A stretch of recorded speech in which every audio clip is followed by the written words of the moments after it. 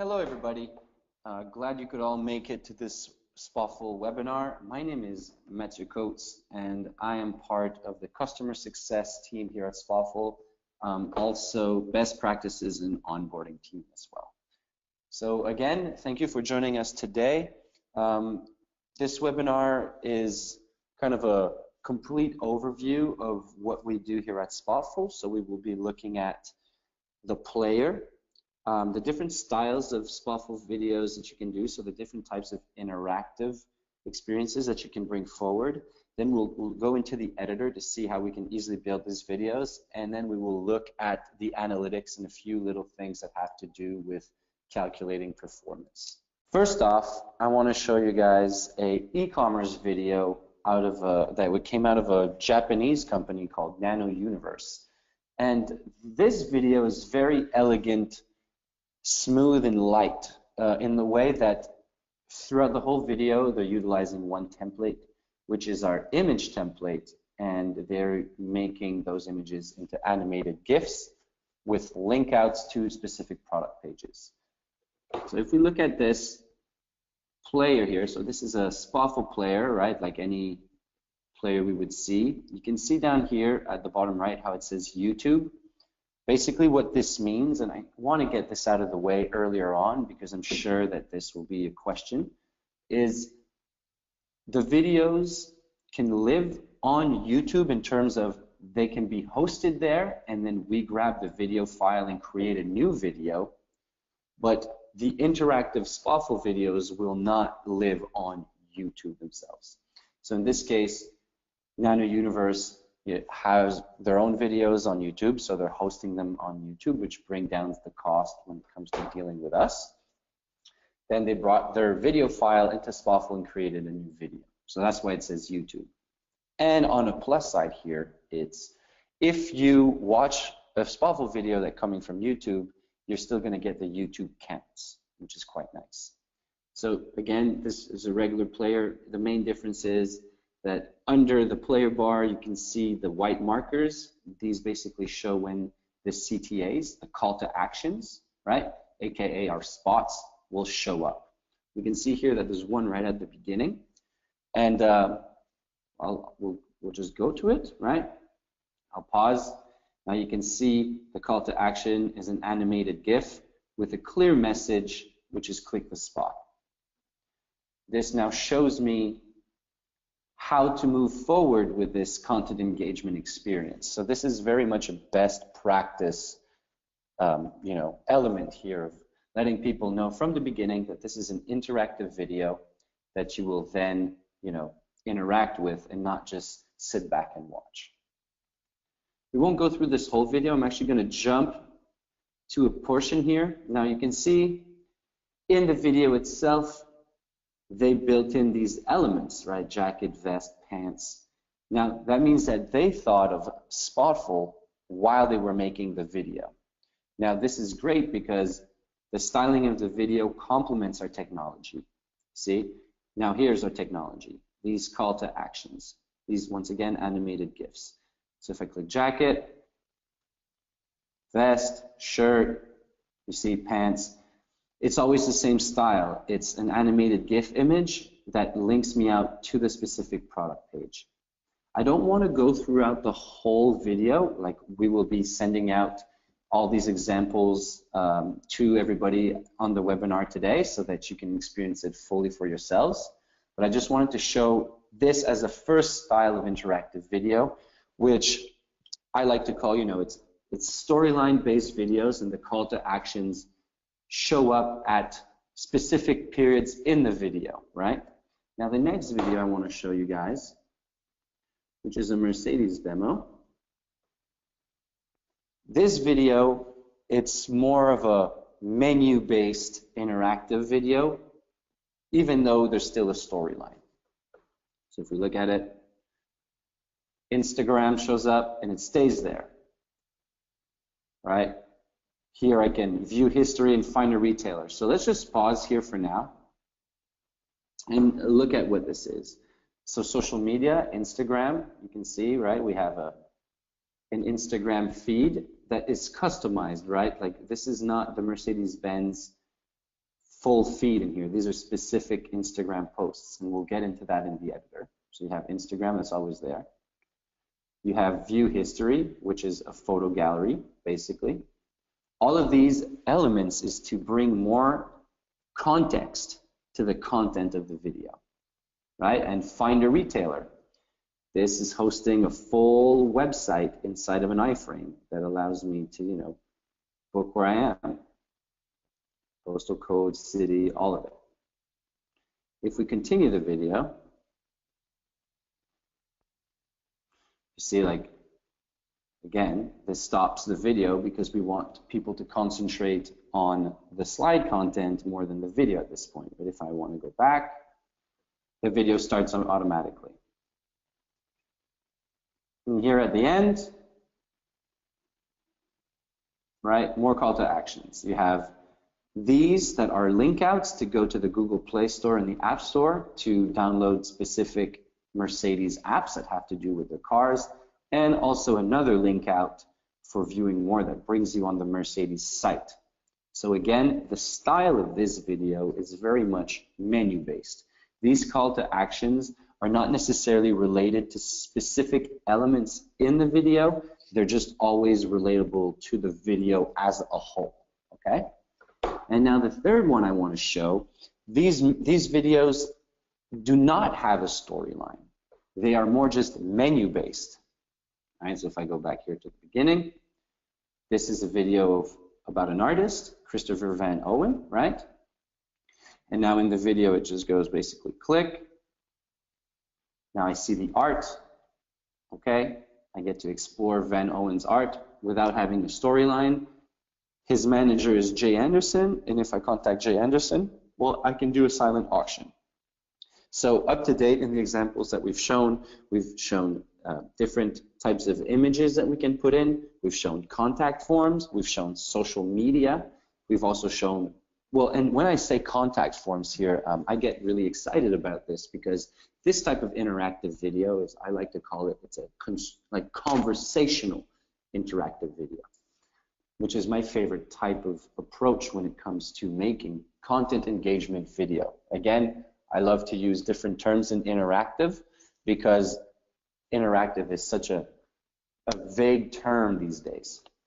So conversational content engagement, these are terms that I like to use. Right, so we looked at 3 different types of videos here. We looked at, and you know, and here, like when it says secrets, right, there's something else that you can click, kind of like an Easter egg, and it just has a video of the artist explaining his procedure. Now these videos are used kind of like business cards for artists and for managers, and this type of style is applicable throughout many different verticals of businesses. So after showing you these 3 different types of interactive videos, I want to go into the editor. So here we go. Now this is the Spofful dashboard. This is where you have all your projects. We're not going to create a new one from scratch. I've sort of prepared something for us.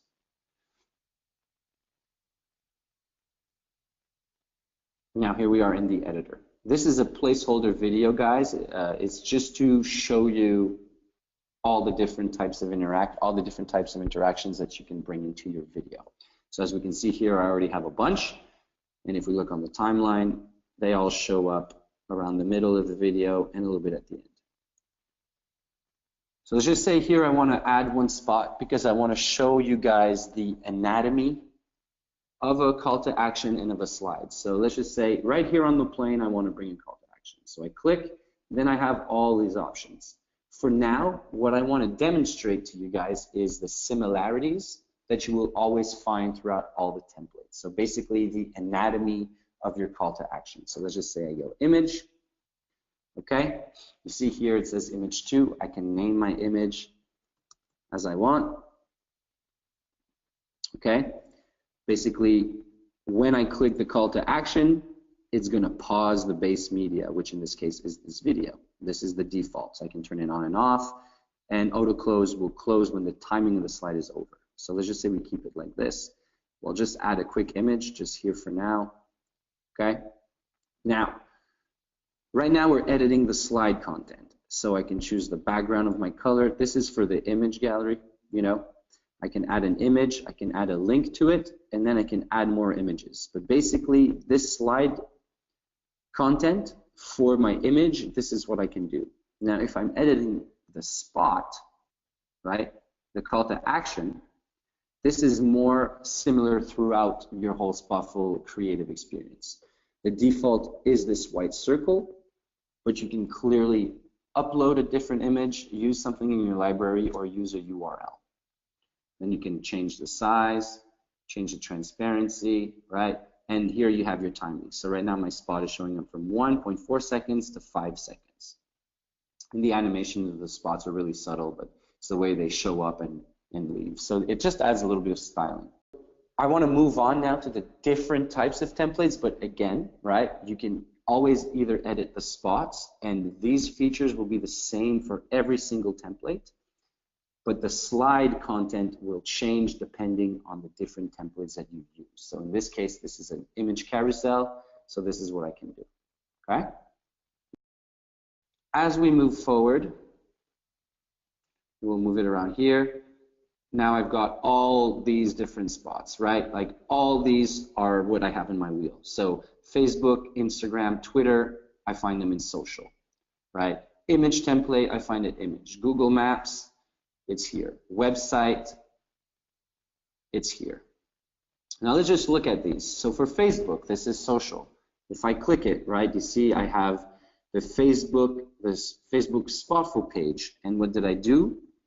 I entered the Facebook page URL. So this is just copy paste, right? And I can scroll and basically look at the whole feed. I can watch videos inside of the feed. Here I can choose to show the messages as well. Another form of, you know, interactive video that entices, you know, a dialogue, communication between you and your viewers. You can also add the events of what you have at your company. Now, if we look forward again, Instagram, the slide content, it's you add Instagram post URLs. So this means that I can literally cater a whole Instagram feed and also, right, video in the feed from different people. So that means that you can have the liberty to just show one Instagram account or multiple Instagram accounts. And if we go further, the Twitter, right, the slide, all you got to do is put the Twitter handle of your choice, and then you can follow and tweet and all these things directly inside of the video.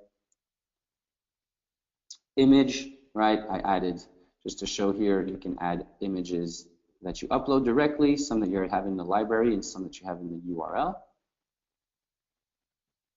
So if we add another image here, like let's just say a URL, we'll go here, copy the image address, enter the URL, select the image, right, and now I have this different image. And if I wanted to upload one real quick, let's just say this. Now we have different pictures. There you go. That's the image template. Maps, very simple, right? You just add a location. It could be Tokyo.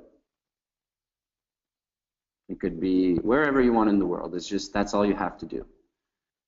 And if we go to website, now this is a website that lives inside of an iframe. Now this is an amazing thing when it works. So a few things you need to know is that you see here how it says HTTPS, you need to have a secure DNS for it to work. Like we only want to host the most secure web pages inside of yours and our videos. And also this website is responsive. So, right, when I move this slide around, and my video and my website is responsive, it fits to the size of my slide. And as you can see here, I think just to make sure that you guys all saw, if I want to change the sizing and the placement of my slide, I click on the pen, move it around, right? As simple as this. And if we move forward a little bit more, we have video and video, where now in the slide there's no video, so I'm just going to add one, again from your library or URL. So let's just say the Street Vice video. I'm going to copy the URL, select it, and there it is. At this point I can choose to loop it, turn it on or off, autoplay, right? And the baseline media is as all the other slides. Here is a contact form. No, this is a text. Sorry guys, this is a text. So you notice also if I'm editing my spot, my slide will be transparent. But if I'm editing my slide, then it's full. And here I can just, like a regular WYSIWYG, I can write text. Right, I can make it bold, italic, bigger, you know, I can add images, just like a basic WYSIWYG text editor. And then a contact form. Now the contact form here, you see, you have your email recipient, you can change the heading. Here's another thing that you can change. And then you have the fields that you can add. So once again, your slide, you can place it how you want.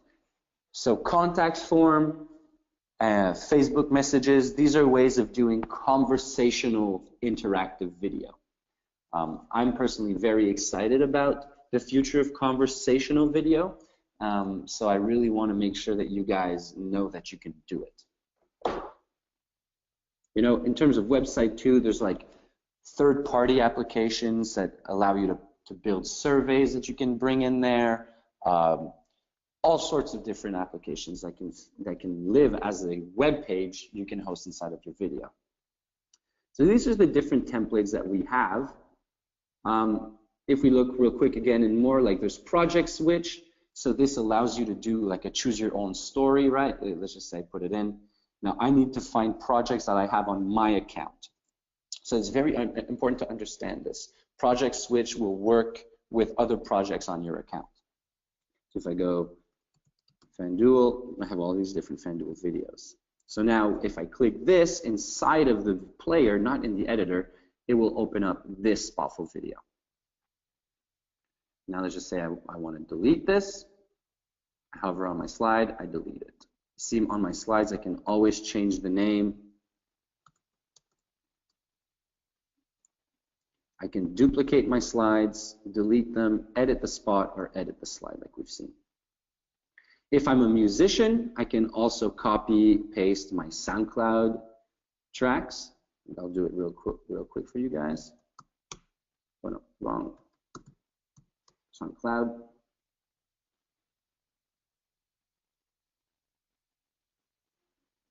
I'll grab this, copy, paste, right? And there you have it.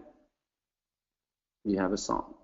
You can then autoplay the track, play the track, like it, share it. So these are the different types of templates you can put in your video. So just to iterate again real quick, your slide content will depend on the template that you're doing, but the spot content will not. The spot will always be the same. You upload the image that you want, choose it, change the size, the transparency, and the timing. And one last template, I guess, here would be the link out, which basically acts like a YouTube annotation, but the main difference here is that you can customize it. Same thing. So the slide here is the link of the URL that when I click this, this is where it's going to go, and the title of this link for when I see it on mobile. Now, these are the templates. If I'm not happy with my baseline video for some reason, but I'm very happy with my spots, I can just change the baseline video. Here I can choose to upload a new video if I'm an enterprise client, and if I'm not, I can go and get videos that I have on YouTube and on other video hosts, but mostly YouTube directly on here.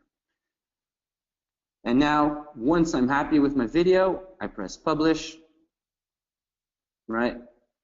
And then any changes that I make afterwards to have them shown in the live version, I'll have to click update. you see it went from draft, like if I move this around, you see now it's back at draft, I update, and then my live version will have the call to action that moved. Okay, and in the settings, I can give it a name. Here is where I put my SEO. This description is nothing that anybody else is going to see than basically who needs to understand what's in the video for a better SEO standing.